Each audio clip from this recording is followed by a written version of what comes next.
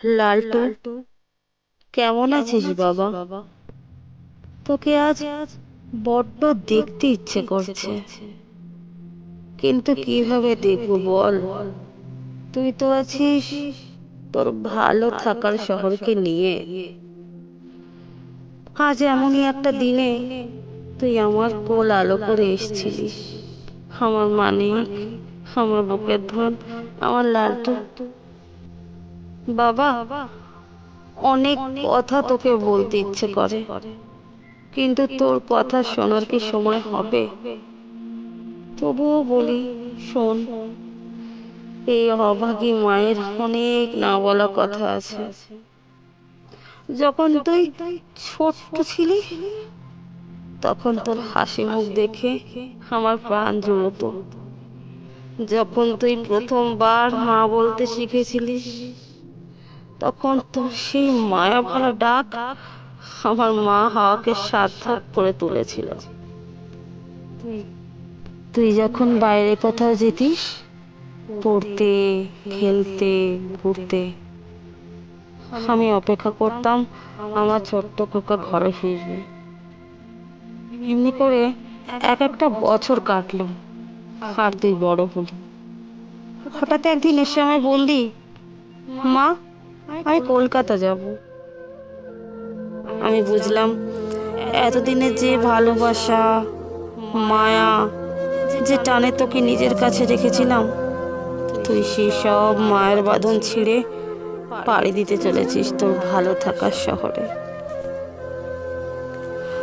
কতবার ভেবেছি তোকে চিঠি লিখি, কিন্তু তুই কি আদৌ সেগুলো পড়ার সময় পাবি? তাই ভেবে আর লেখা হয়ে ওঠেনি।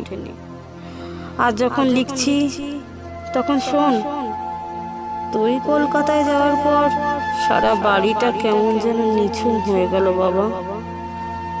বারবার মনে হতো ওই বুঝি আমার খোকা এলো, বললো মা, মা।